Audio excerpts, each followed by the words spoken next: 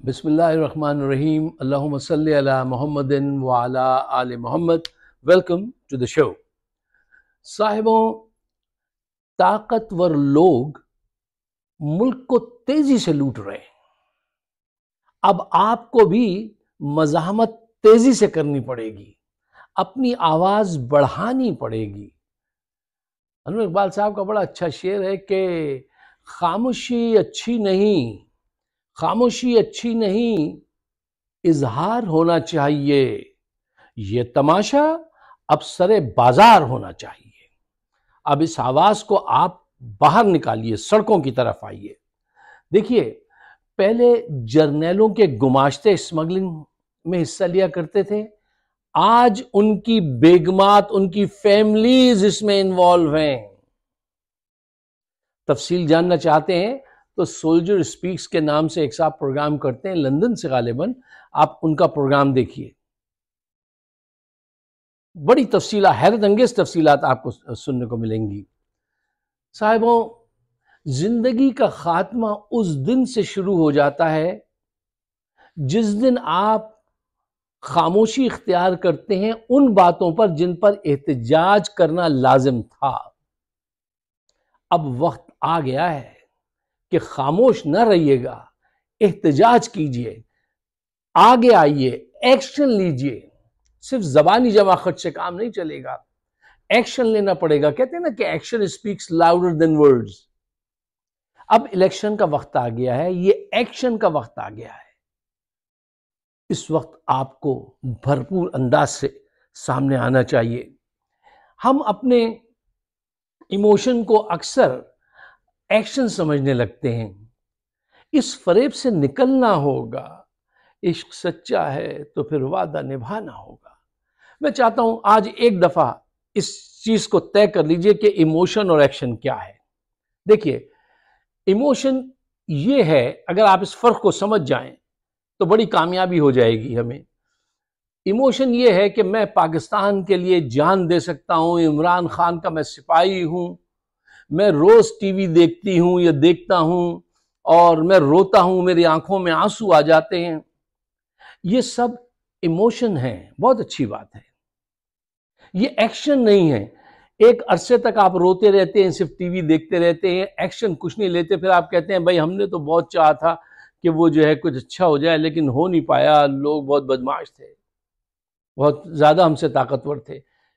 Emotion की बुनियाद पे आप ये कह रहे हैं, ये एक्शन नहीं है। एक्शन ये है कि आप सुप्रीम कोर्ट को खत लिखते हैं, जज को, कि देखो ये नाइंसाफी हो रही है। आप इलेक्शन लड़ने वाले कैंडिडेट को अपने इलाके में सपोर्ट करते हैं, घर घर जाकर उसके लिए वोटर से वादा लेते हैं कि तुम वोट डालने आओगे। जलसा होता है, कन्वेंशन होता है तो आप उसमें खुद तशरीफ ले जाते हैं। ये तो सारे हैं एक्शन, कि आपने एक्शन लिया। टीवी के सामने बैठ के रो देना, दुआ कर देना, हमने उसके लिए वजीफा पढ़ दिया, सहर बांध दिया, ये इमोशंस हैं, मैं इसकी रिस्पेक्ट करता हूं। लेकिन नाउ एक्शन इज नीडेड। ये वक्त है एक्शन का।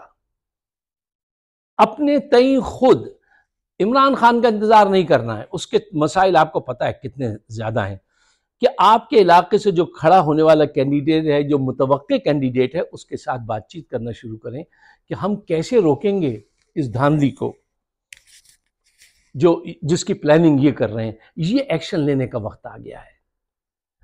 साहिबों, हमारे एक बुजुर्ग थे, उनका नाम था ब्रिगेडियर सिद्दीक सालिक साहब। उन्होंने एक किताब लिखी थी कि मैंने ढाका डूबते देखा। अगर वो अपने इमोशन के बजाय एक्शन से काम लेते, हक और सच को सपोर्ट करते, तो इस किताब का नाम ये भी हो सकता था कि मैंने ढाका डूबने से बचाया, हमने ढाका डूबने से बचाया। उन्होंने इमोशन पे सिर्फ अपनी नेकनियति पे भरोसा किया, जो जुल्म कर रहे थे उनके खिलाफ कोई एक्शन नहीं लिया और मुल्क टूट गया। आज आप देख रहे हैं, आपके सामने लूट मची हुई है, हर सिमत में जुल्म है और नाइंसाफी है। चाहे अदलिया हो, आइन की को रगड़ दिया गया हो, 180 मुकदमात एक ऑनेस्ट आदमी पे कर दिए गए हों, नवाज शरीफ के पीछे जर्नैल और भारत खड़ा हुआ है। ये बात आप खुद देख रहे हैं, ये ऑब्जर्वेशन ये आप खुद देख सकते हैं कि उसके पीछे कौन खड़ा है। यही लोग खड़े हैं। वो खुल कर बदमाशी कर रहे हैं, उनकी पार्टी है। और अब उसने एक लाइन मशहूर की है कि साडी गल हो गई है। ये किस कदर बेहुदा बात की है कि साडी गल हो गई है। Now it's incumbent upon you to come forward and challenge them. असी ये गल नहीं होने देंगे। ए बहादुर कौम के सपूतों, तुम्हारी पक को दाग लग जाएंगे अगर ये सब कुछ हो गया कि इसको मंजूर कर लिया कि साडी गल हो गई है। तो हम कीड़े मकोड़े हैं। ये चौथी मर्तबा 3 मर्तबा डाके डाल के चौथी मर्तबा भी डाके डालने की इजाजत दे रहे हैं। इनको कौन क्यों दे रहे हैं? क्या उनको इल्म नहीं है कि ये कितने बड़े डाकू हैं, इन्होंने कैसा कैसा लूटा है? ये तुम्हारी आंखों के सामने हो रहा है, शऊर में हो रहा है, ख्वाब में नहीं हो रहा, जागते में हो रहा है। अब आपका हमारा फर्ज है कि हम आवाज उठाएं।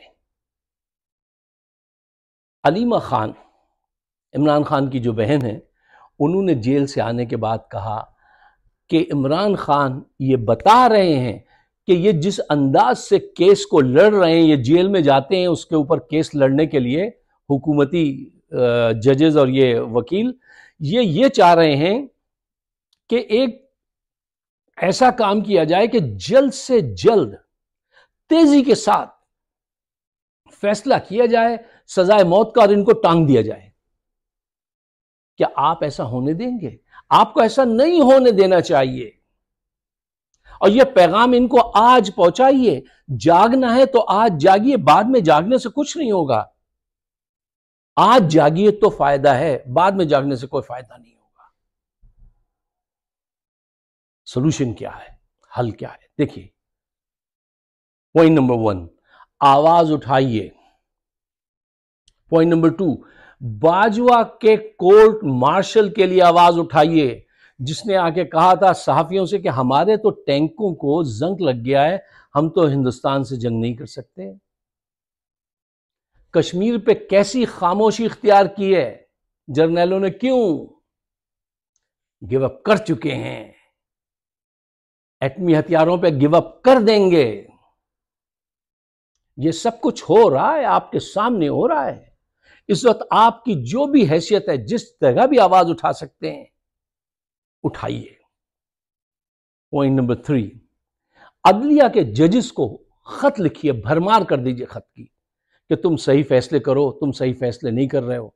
ये झूठे मुकदमात इन्होंने दायर किए हुए हैं, और अगर नहीं करोगे तो हम तुम्हारा पीछा करेंगे, आज भी और तुम्हारे रिटायरमेंट के बाद भी।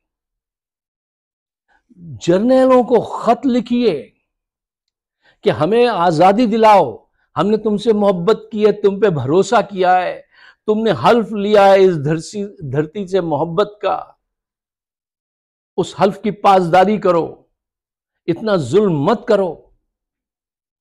और पॉइंट नंबर 5 कि फेयर इलेक्शन कराओ, वरना हम,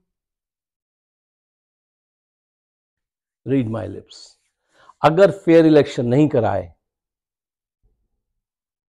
तो फिर वो कुछ होगा जो तारीख ने पहले कभी नहीं देखा होगा। अगर तुमने पीटीआई को बाहर रखने की कोशिश की तो वो कुछ होगा। इमरान को तो अगर इन्होंने कहीं फांसी की सजा दी तो केपी से लेके कराची तक खून ही खून होगा, और इनकी नाकों पे पड़ने वाले मुक्कों से, इनकी नाकों से भी खून बहेगा। ये बात, ये पैगाम आप इनको पहुंचा दें। अगर आप मेरी बात से एग्री करते हैं तो पाकिस्तान के बेहतर मुस्तकबिल के लिए इसको शेयर जरूर कीजिए। ये हमारी आवाज दबाते हैं सोशल मीडिया पे, आप हमारे प्रोग्राम को ज्यादा से ज्यादा शेयर कीजिए, चैनल को सब्सक्राइब कीजिए और मजलूमों का साथ दीजिए।